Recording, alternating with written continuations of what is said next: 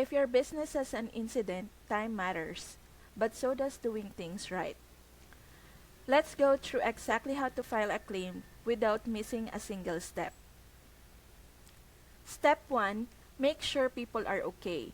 Check for injuries and if needed, call emergency help right away. Even if it feels minor, it's better to be safe. Step 2. Prevent further damage. If water's leaking, shut it off. If a machine is malfunctioning, power it down. But here's the trick. Don't rearrange, repair, or throw anything away yet. Your insurance provider may need to see it exactly as it is.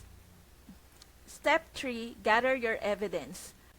Write down what happened, the exact time and date, and the names of anyone who saw it. Take photos, close-ups of the damage, wide shots of the scene, and anything else that shows the scale of what happened. Step 4. File your claim as quickly as you can. The faster you submit, the faster next insurance can get the ball rolling. Finally, Step 5. Stay in contact with your claims adjuster. They tell you what they need, and the quicker you provide it, the quicker you'll get answers and resolution.